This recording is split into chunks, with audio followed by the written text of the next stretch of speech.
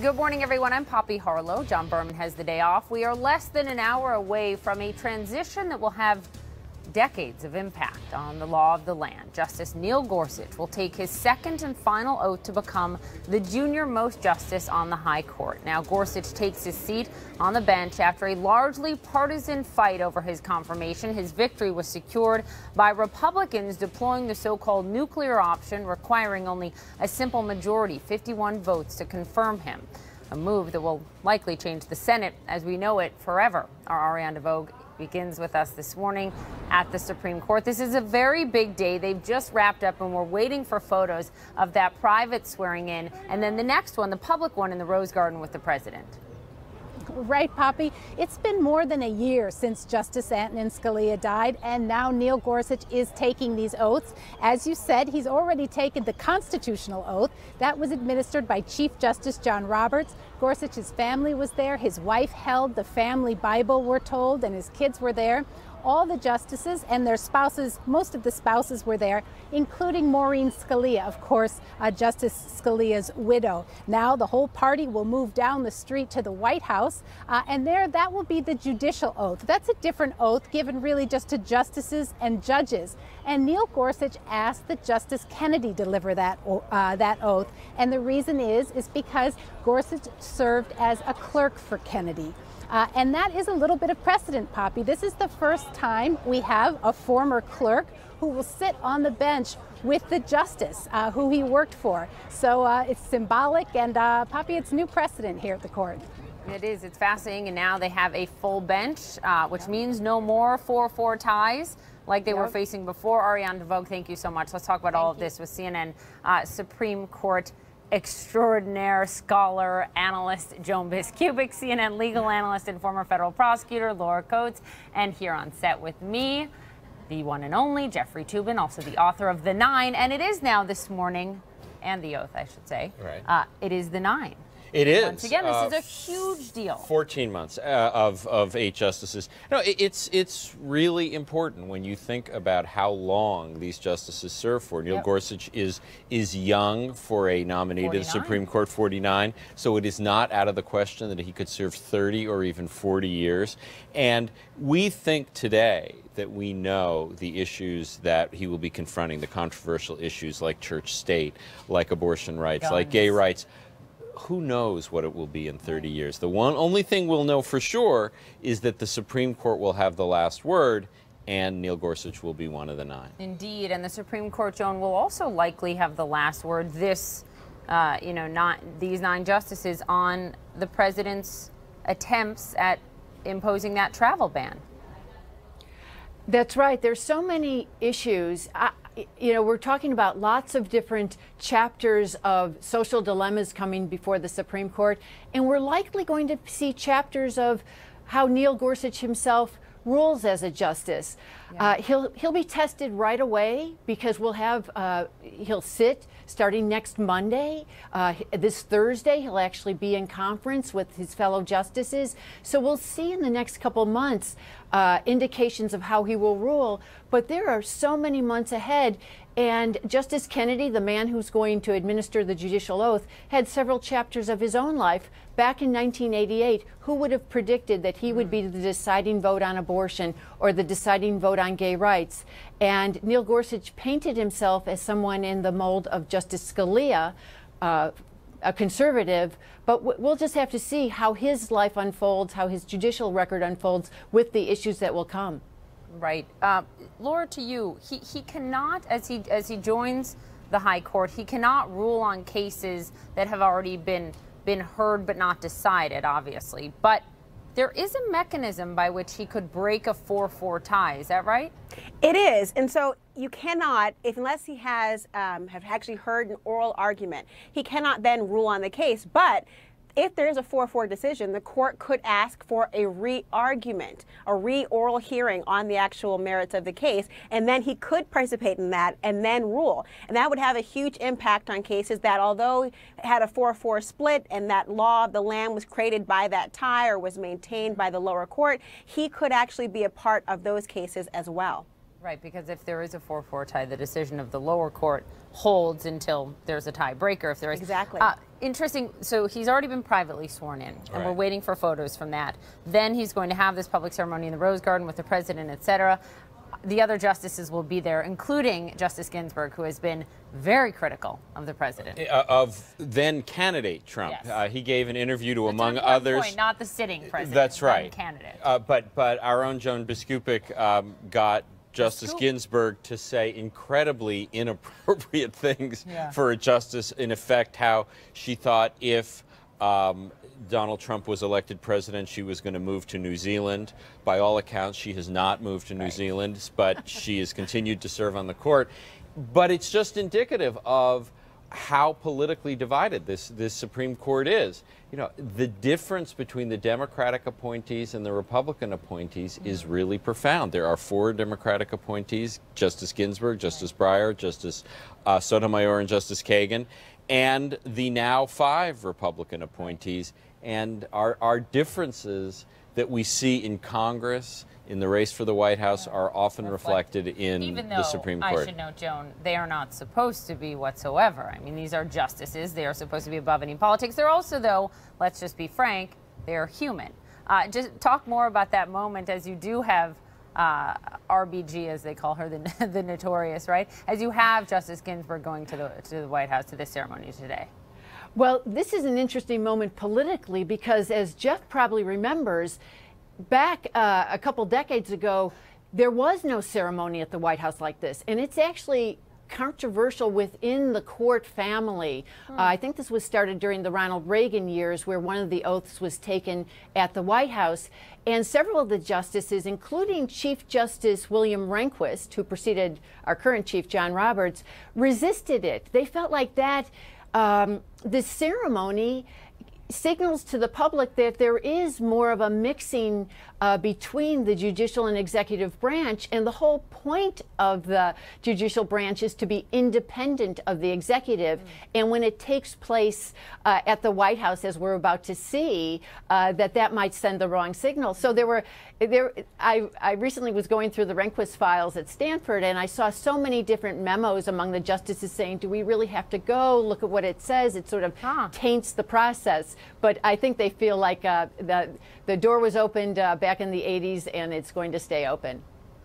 Laura, to you, you worked in the Civil Rights Division of the Justice Department, so I just want to get your take on this, because there are a number of big cases that he's going to hear, from Second Amendment issues to separation of church and state, also a major voting rights case. Yes, and these cases, I mean, when Trump talked about during his candidacy about overturning Roe v. Wade, all eyes were on abortion rights, understandably.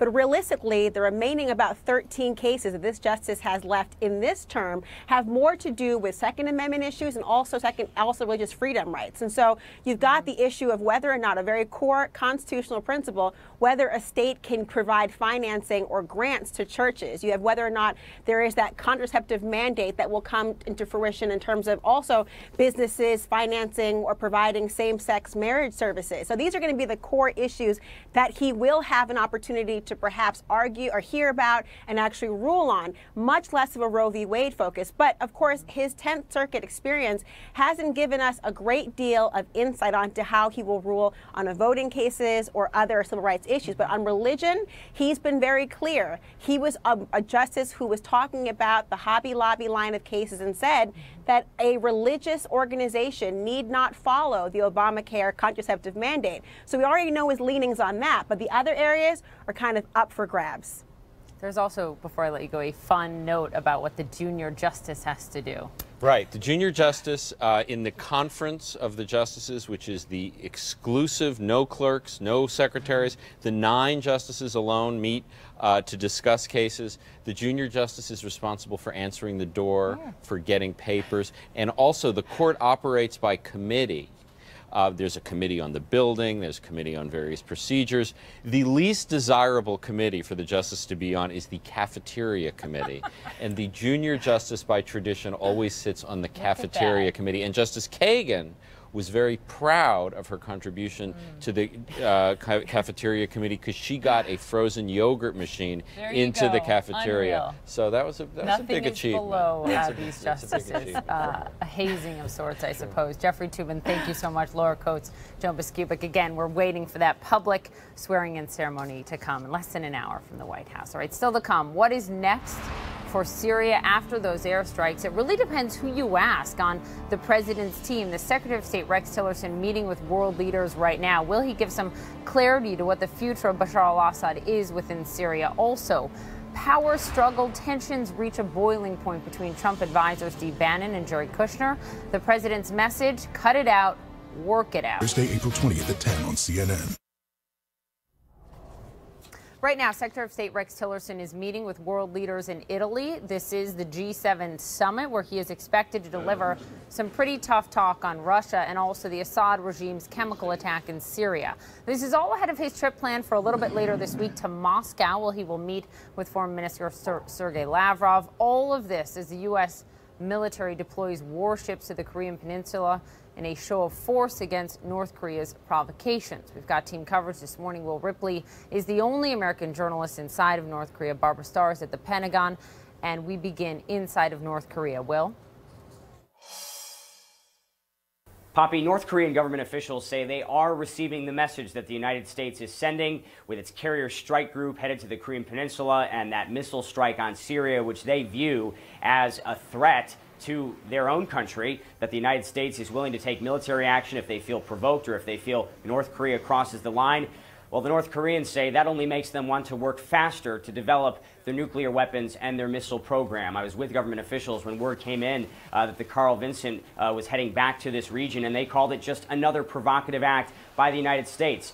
This government believes that the U.S. is the reason why they have to build nuclear weapons, why they need a viable intercontinental ballistic missile with a nuclear tip capable of reaching the mainland U.S., because their government tells them that these weapons of mass destruction are essentially the key to their survival as a nation, and that the United States would rain bombs down on their homes here in Pyongyang if their country doesn't develop these weapons. And they explain that is why people live in economic hardship, why many people don't have enough electricity or have insufficient food at times. They say that these are the sacrifices that they must make in order to develop weapons to protect this country and to protect the North Korean leader Kim Jong-un. This is a big week for Kim. The Supreme People's Assembly happening tomorrow, the annual political gathering where delegates will vote in favor of what the leader presents before them. And then on Saturday, it's the biggest holiday of the year here in North Korea, the Day of the Sun, celebrating the birthday of North Korea's founder. Around this particular holiday, North Korea in the past has engaged in what the world considers very provocative behavior, including 5 years ago when they attempted and failed to launch a satellite into orbit. U.S. and South Korean officials, looking at the latest satellite data, believe that North Korea could push the button on its 6th nuclear test at any time. And that certainly would be a way for Kim Jong-un to send a very strong message to the United States, a message of defiance on a week when he wants to project power and strength both here in North Korea and also to his enemies around the world. Poppy? Will Ripley inside of Pyongyang, thank you very much. Barbara Starr joining us now at the Pentagon. Can you just talk about how big of a deal this is, how significant this move is? Because as you know, as you've been reporting, it's not the first time that we've had American warships moving this way. Well, that's right, Poppy. But, you know, when it comes to sending a signal, there's probably no bigger signal, literally, than a U.S. Navy aircraft carrier, right? So the North Koreans see the message, they hear the message, they watch the missile strike into Syria as this Trump presidency is sending a signal to the entire world that it's willing to use military force. So a decision was made to move the carrier group into the region in case there is another North Korean provocation. But what about the military utility of a carrier strike group? Is it really the asset you need and want? A carrier with its aircraft on board is not going to be able to do anything about a North Korean missile launch. There's a couple of other ships with the group that do have a missile defense capability. They could try and shoot down a North Korean ballistic missile launch. But Will makes the point. The bottom line here is North Korea is moving closer to being nuclear capable, and the National Security Advisor, H.R. McMaster, talked about all of that. North Korea has been engaged with in a pattern of provocative behavior. This is a rogue regime that is now a nuclear-capable regime, and President Xi and President Trump agreed that that is unacceptable. That what must happen is the denuclearization of the Korean Peninsula, and so the president has asked us to be prepared to give him a full range of options to remove that threat to the American people and to our allies and partners in the region. But worth remembering that President Obama's own Director of National Intelligence, James Clapper, said before leaving office he didn't think there was much of anything that could be done to make North Korea give up its nuclear efforts. Poppy? That's right. A very important point. Barbara Starr at the Pentagon with that reporting. Thank you so much. Let's discuss this and more with CNN national security commentator Mike Rogers. He is also the former chairman of the House Intelligence Committee who penned a controversial op-ed on the ranking Democrat on that committee for CNN.com this week. And we'll get to that in a moment. But let me just get your take, Congressman, on this move, on the clear message from the Trump administration to North Korea. As Barbara said, when the Pentagon doesn't want folks to know where their warships are headed, they just don't say anything. And they were very vocal about it this time. Yeah, and I think it's about moving a significant capability, not necessarily for missile defense. It does have that capability, but also this offensive capability of a U.S. carrier. And the other interesting part of this, I don't know if you remember this, Poppy, a few months ago, the Navy SEALs were announced to go to South Korea to do a joint training exercise, and they made it very clear that it was the same unit that went after Osama bin Laden. I find it interesting that the USS Carl Vinson, which was also engaged in that, is steaming to North Korea. I think there's a little psychological warfare going on here, and my hat's off to them. If it was an accident, it's pretty interesting. But it does start to tell the people around Kim Jong-un that this is getting serious. And if this is ever going to get, I think, mediated to a point where there is not conflict, and I talk to a lot of military officers who believe that it's on an escalation path, not necessarily by moves of the Trump administration, but by the military officers surrounding Kim Jong-un. And so we have to find a way to intercept that ramp up toward any military engagement, small or otherwise.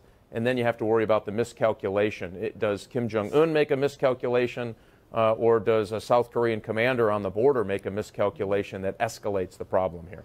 So this morning, you also have a senior official in South Korea saying that South Korea and China together have agreed to ramp up their sanctions against North Korea, which any expert you ask says the U.S. cannot solve the North Korea crisis on its own. I mean, you need China and South Korea to be equally engaged, and you need those sanctions, especially when it comes to the money and the banking abilities of North Korea, to be handled by the Chinese. I mean, do you believe that the Chinese are really going to do more this time? Because there's been a lot of talk and little action.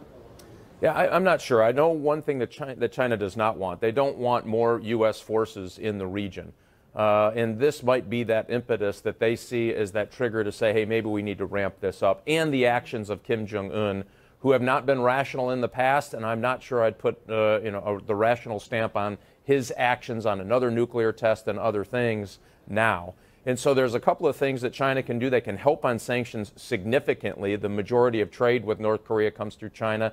And then there's a black market activity on the northern border that sustains the elite of North Korea.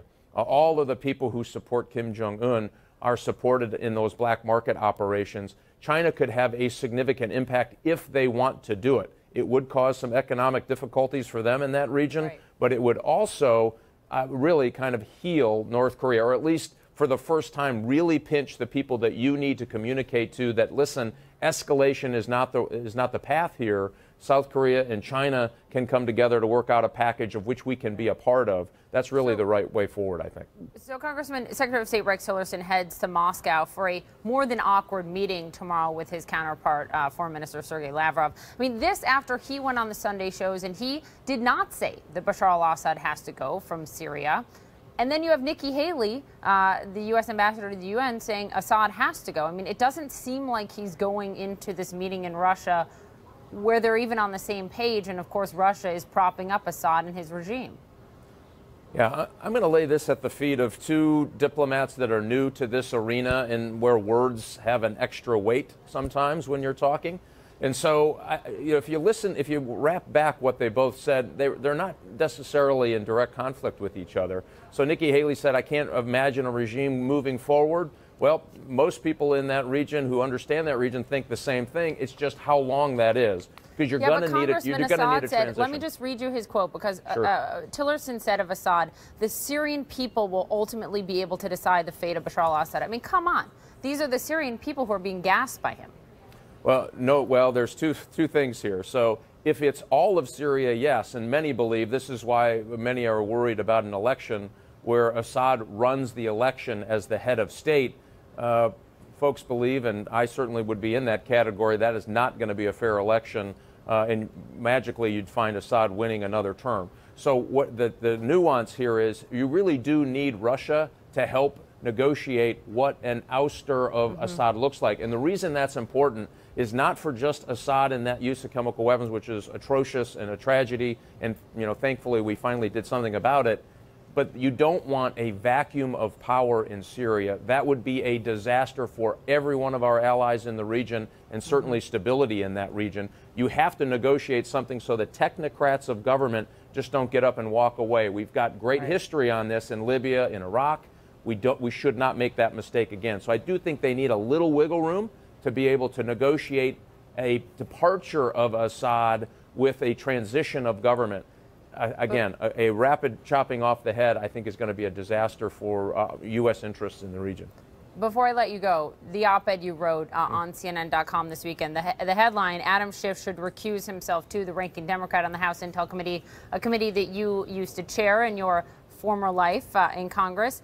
Why does Adam Schiff have to go too? Yes, Nunes recused himself. Nunes is also the one who ran to the White House with some intel before telling his own committee members. Why does Schiff have to go? Yeah, and I did one of these politically charged investigations, and they are very difficult. Both teams want you to find something that you may or may not find. And to have one of the senior leads on this out at the microphone saying, well, we're gonna find collusion, we're absolutely, the president was engaged in collusion, just sets up, again, that expectation that this investigation isn't going to be fair and impartial. An investigation is a very serious thing. The U.S. government is using its authority to get information and make a recommendation on someone's character, maybe even their freedom, and the determination of what happened here. That's as serious as it gets. And because of the sharp-edged politics on both sides of that, it ramped up to a place where most Americans are saying, I'm not sure I trust at all what's coming out of them. So I would argue, recuse yourself, and then go, you two, the chairman and the ranking member, go do the important work of telling and investigating what Russians are doing writ large in the intelligence space when it comes to information operations. That's a good thing. They'd be working together. They'd solve a real problem. Leave the investigation to folks who haven't been out trying to make their point in the court of public opinion. Congressman, thank you so much. You've certainly raised a lot of eyebrows with the piece. We appreciate you joining us. Thanks. All right, take a look at this. We've got new photos just into us of the newest Supreme Court Justice, Neil Gorsuch, being sworn in that private ceremony this morning. His wife holding the Bible there. Of course, Chief Justice John Roberts administering the oath. This ahead of the public ceremony with the president at the White House in the Rose Garden coming up in just a few minutes.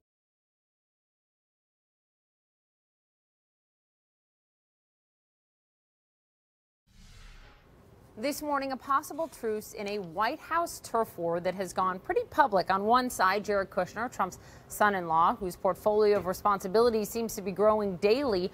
On the other side of it, Steve Bannon, the chief strategist who helped steer Donald Trump to his big win in November.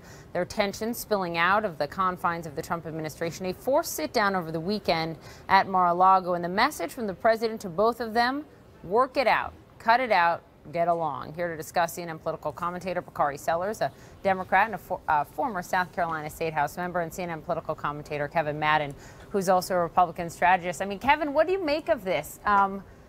It's different than most sort of palace intrigue stories in White House infighting, because normally one side isn't the son-in-law of the president. Right. I mean, can Steve Bannon ever win out in that kind of fight? There's certainly an advantage there. But look, I think tension inside White House staffs is not new. I mean, just by the simple fact of the pressure that you have on you, the long, stressful hours, you have to work very closely together. That's not new. What is new, Poppy, is that so much of this is playing out hour by hour in the media. Yeah. And that is never a good thing.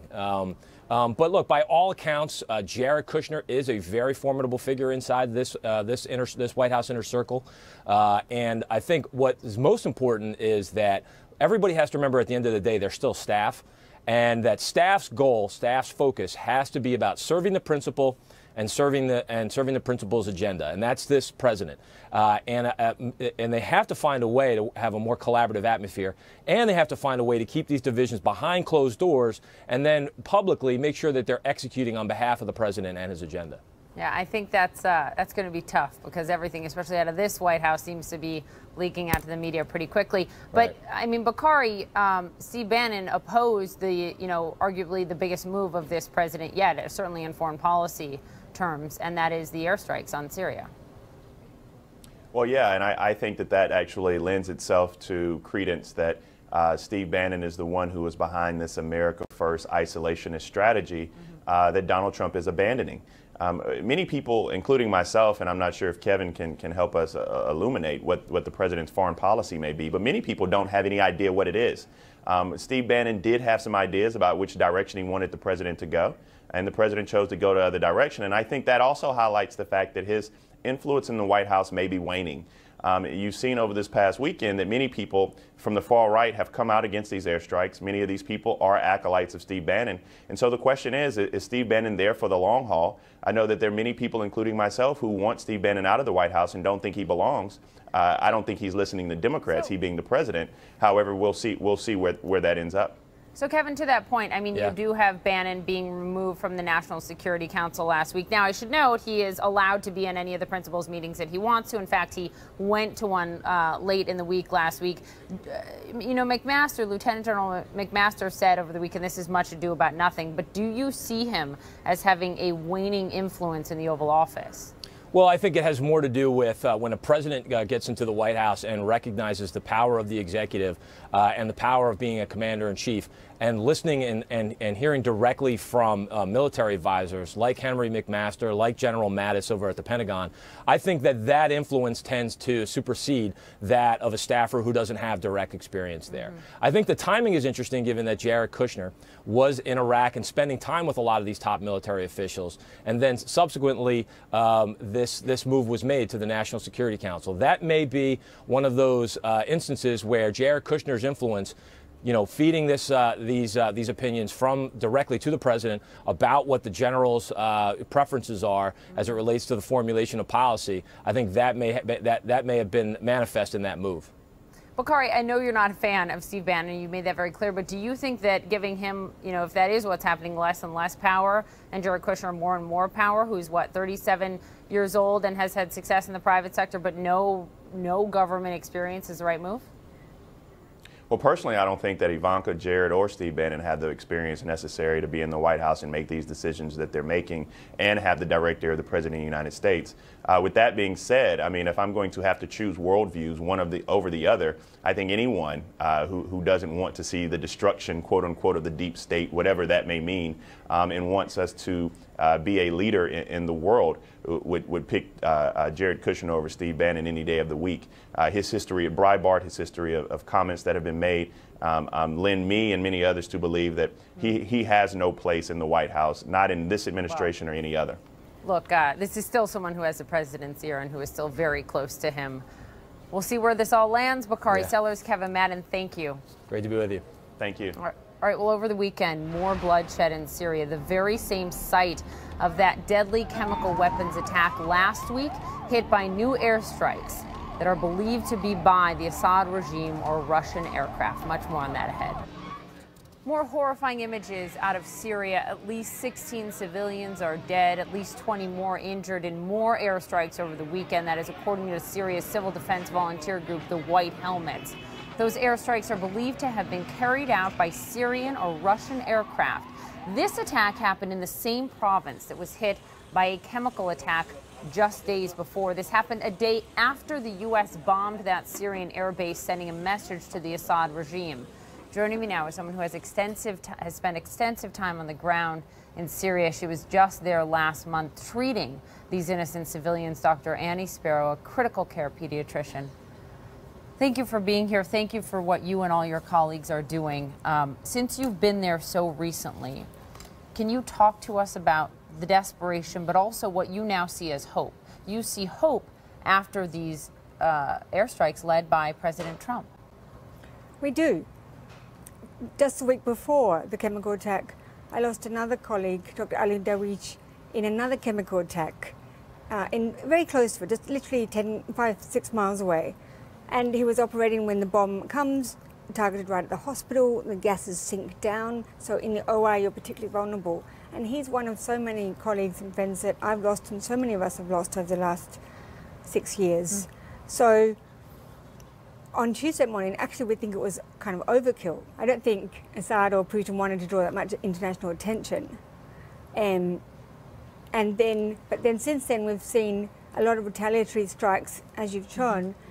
Just over the weekend there were 5 air raids using incendiary weapons. That means napalm and cluster weapons and all those kind of totally illegal ones, and all on civilian targets. And that's a piece where civilians are being targeted every day, and chemical weapons are obscene, but incendiary weapons that are only slightly less so. And you go in knowing this. I mean, you mentioned your colleague, this doctor who was operating on a child who died because, you know, he was trying to finish the operation, the procedure, and he was choked to death by this. It's unbelievable. Will you go back knowing the danger you face? My colleagues and friends will not let me go anywhere it's not safe. And you know, Red Saleh, the head of the White Helmets, you know, we all know what it is to lose colleagues, so we don't try to put ourselves in line of danger. On the other hand, there's no safe square inch for doctors in Syria because it's in opposition territory, because it's always been targeted. Would you say that the Syrian people are more hopeful now about America's role after the airstrikes last week? Very much so. Really, in many ways, very much so. I mean, at the end of the day, Trump is a father and a grandfather. He has kids and grandchildren, and clearly he doesn't like seeing kids die in such a horrible way any more than the Syrian kids' parents do or we do. And that, at the end of the day, is incredibly important. What it must be is not just a limited strike because of the sarin, because that is such a small piece of the war. And so what we need to see is this conversation. We're not just going to respond to one, we will respond every time. A sustained response. A sustained response. Because you're right, the Absolutely. barrel bombs, the previous chemical attacks have killed more people than this most recent attack.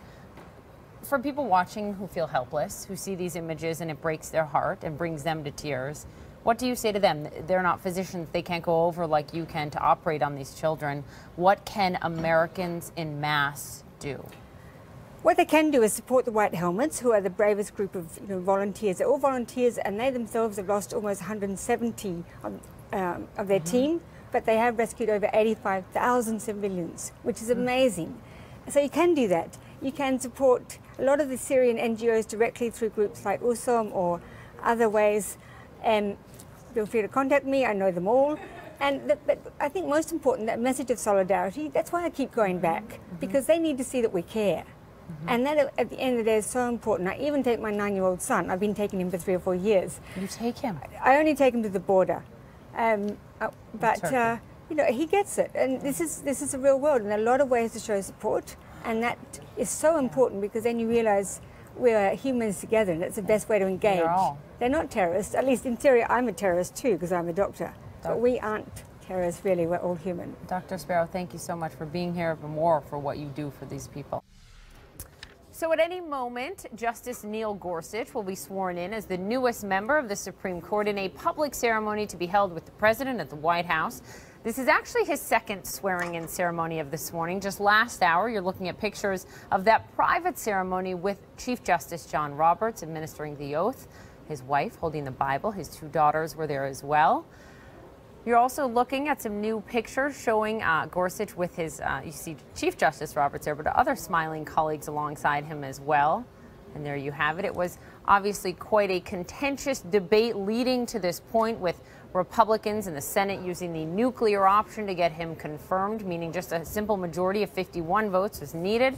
Our senior congressional reporter Manu Raju is on the Hill with more. This was a very big deal. This changed how the Senate works, you know, possibly forever. What's the reaction on the Hill this morning?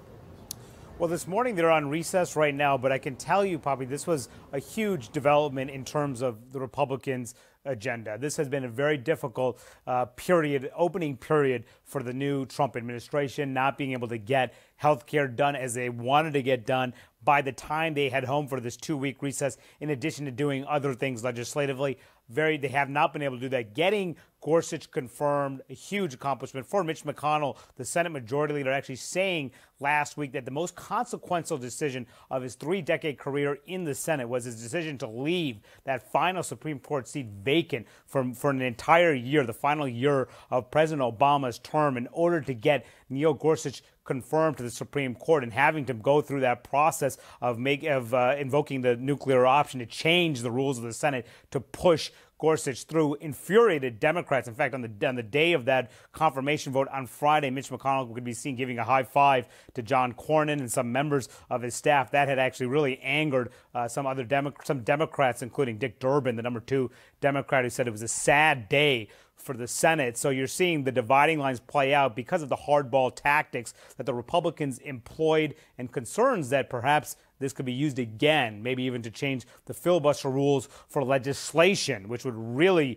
change the way this institution works if a filibuster could be defeated by a simple majority. Right now, Republicans are saying they will not do that, but clearly this Gorsuch move, a hugely significant move, not just for the court, but for the Senate itself. Right. And it worked to Republicans' favor this time. This is what they wanted, but when they're not in power, will the Democrats use it on them, potentially changing the Senate and how it works for this process for forever. Manu Raju on the Hill, thank you very much for that. Moments from now, Judge Neil Gorsuch will be publicly sworn in. You're looking at live pictures of the White House. A beautiful day in the nation's capital. A historic moment for this country, for this president, is straight ahead. You'll see it all live right here on CNN. We'll be right back.